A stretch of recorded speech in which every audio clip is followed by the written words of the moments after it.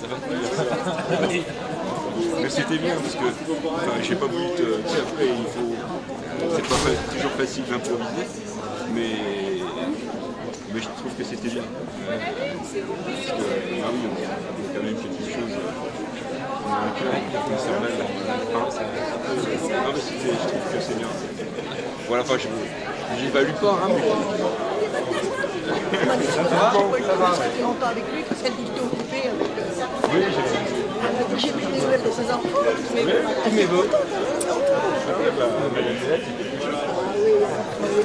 Bah, à tout à l'heure. À tout à l'heure. On est filmé. Ah, quel chéri, vous êtes filmé.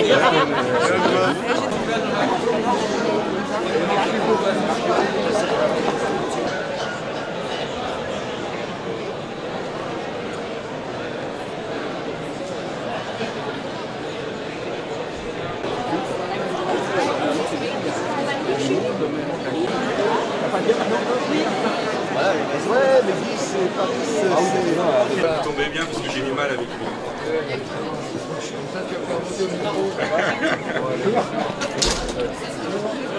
Je vais déclencher le signal. Madame la ministre, monsieur le député, mesdames et messieurs les conseillers généraux, monsieur le président de la communauté des communes Vexin-Val-de-Seine, monsieur le président de l'association des maires et adjoints de la communauté de communes représentée par son deuxième, forçant à l'improvisation, déclenchant fébrilité et angoisse de perdre le fil au moment de vous livrer. Angoisse aussi, vous remarquez, de perdre ma voix. Monsieur Desmar le sait bien, lui qui me rappelle à l'ordre chaque année, par écrit de vive voix. Tous les ans, je le lui dis, je prends la résolution de le rédiger bien en amont. Le discours des vœux est en quelque sorte une gageure. On voudrait tout dire et être court, on voudrait être consensuel et dire avec force en sentiment. Cette fois-ci encore, rien n'a changé. La confiance des Magnitois dans le cadre des élections municipales de mars dernier. Vous dire la volonté d'investissement qui sont ceux de mes amis. Vous dire également ma colère, mon écœurement aussi, quant aux manières indignes et nauséabondes utilisées une fois encore, et à cette occasion par l'opposition municipale, pour qui tous les moyens, même les plus vides, sont bons pour l'emporter. Dénoncer cette obsession qui est la sienne, qui est la leur, à nous saluer encore et toujours, sans également jamais se lasser d'aller toujours plus loin, dans l'ignominie et la bassesse. Croyez bien que si je vous dis cela à cet instant, en ce lieu, et en cette circonstance, en ce début de discours, alors que la cérémonie des vœux a bien sûr plutôt vocation à privilégier la concorde, croyez bien que c'est parce que trop c'est trop, que vraiment ça a été trop cette fois-ci encore.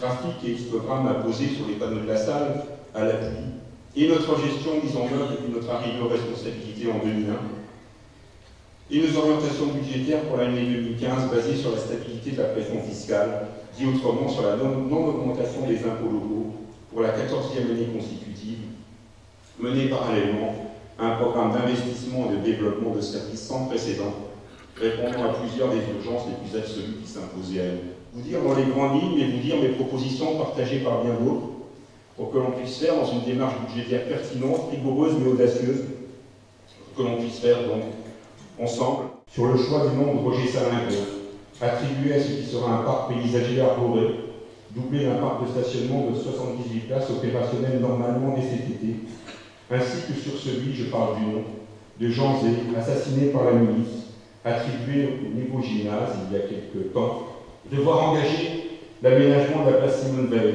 dont nous commémorons cette année le 40e anniversaire de la loi autorisant l'interruption volontaire de grossesse. Un parking de plusieurs dizaines de places qui sera aménagé à son extrémité, face à l'entrée de l'hôpital du côté des écoles Victor Schœlcher et Albert Schweitzer.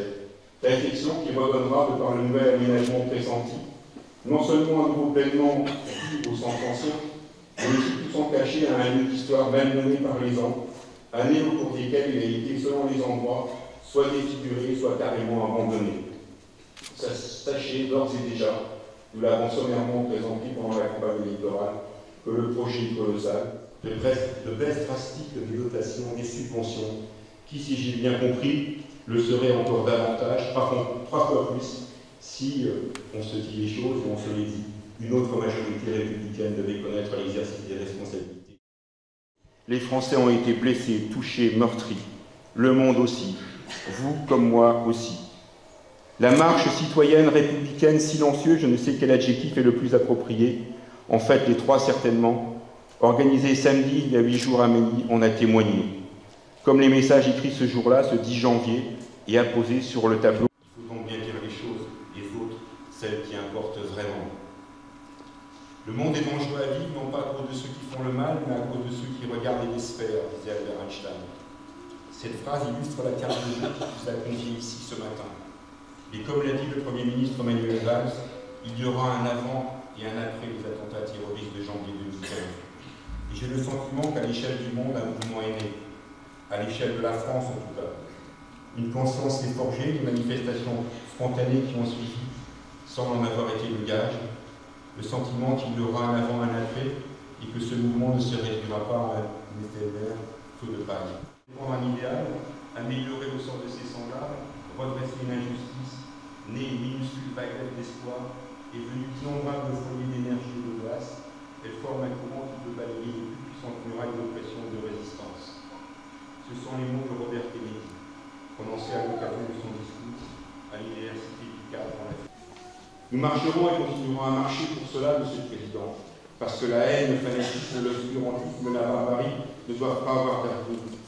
Pour que la faim, l'intolérance, la répression, la folie des hommes n'aient plus d'avenir non plus, mais aussi pour rejeter et bannir tout amalgame qui se renchère façon intéressée, tout ostracisme, tout racisme, tout islamophobie, tout anti-se-targue de l'être, prétendant dans leur délire meurtrier et imbécile à eux seuls incarner l'islam. Toutes les religions ont été au fil de l'histoire prises en otage, accaparées, confisquées, dénaturées, salies par les mêmes tristes individus, 100 fois, je dis bien 100 fois, 1000 lois. L'expression a été reprise dimanche par la veuve du président Boumediene, décédé président de l'Algérie. Il nous appartient d'en tirer toutes les conséquences dans nos expressions comme dans nos positionnements, dans nos principes comme dans nos actions quotidiennes. Combattre ces barbares, ces fanatiques, c'est aussi, pardonnez-moi les mots, les éradiquer à la racine. Mais là aussi, paradoxalement, par l'éducation. Par l'éducation parce que, comme le disait Nelson Mandela, je le rappelais l'année dernière, l'éducation est l'arme la plus puissante qu'on puisse utiliser pour changer le monde. Les talibans ne s'y sont pas trompés. Eux qui exècrent l'éducation, détruisent les établissements scolaires, interdisent l'école aux filles. Et je pense à cet instant, et une nouvelle fois, à Malala Yousafzai, à qui était décerné le prix Nobel de la paix 2014, après que lui ait été attribué le prix Sakharov par le Parlement européen en 2013. Rescapée alors qu'elle était dans un bus scolaire, d'une balle dans la tête tirée en plein visage par un taliban le 9 octobre 2012, tout simplement parce que cette jeune Pakistanaise, alors âgée de 16 ans, prônait le droit pour les filles d'aller à l'école. Je veux l'éducation pour tous les fils et toutes les filles de tous les extrémistes. Je veux l'éducation pour tous les fils et toutes les filles de tous les terroristes.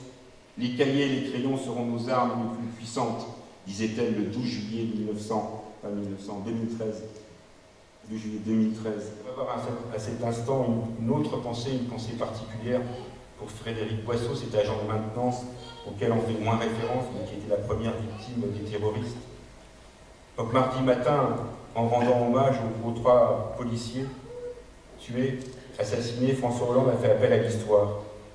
Il me revient les mots d'André Malraux qui écrivait suite à un attentat qui avait endeuillé notre pays il y a longtemps. Sachez bien que si nous avons des blessés, nous les relèverons. Si nous avons des morts, nous les ensevelirons.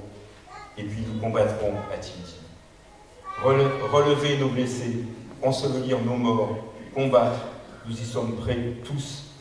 Parce que la France est belle, parce qu'elle doit le rester, parce que nous devons la préserver, parce qu'elle doit continuer à faire école.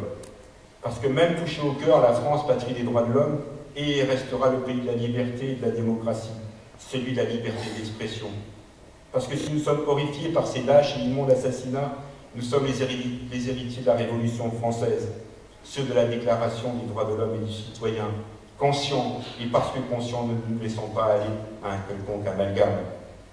Aujourd'hui, nous sommes unis, nous le resterons, si la France choisit d'être juste, toujours, choisit d'être la France qui écarte le privilège, refuse les exclusions, frappe les injustices et inlassablement s'attaque aux inégalités sociales. Je veux croire en cela parce que nous le savons bien, il ne saurait y avoir deux France.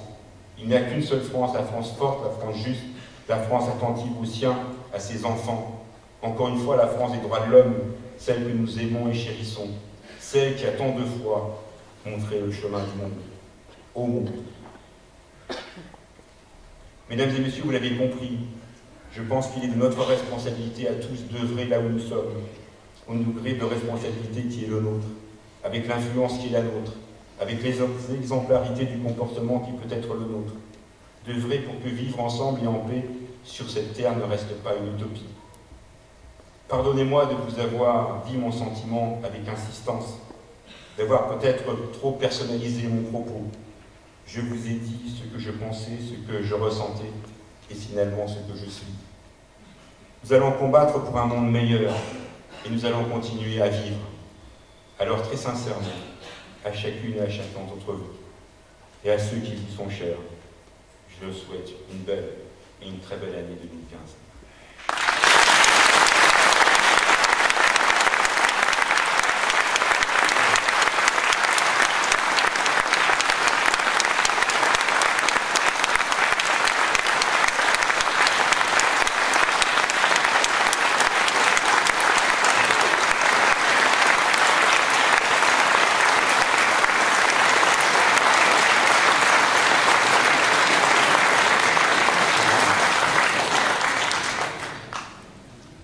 Je crois que notre rendez-vous au bar s'impose pour moi le premier, puisque j'avais bien peur de perdre ma voix pendant le discours. À tout de suite.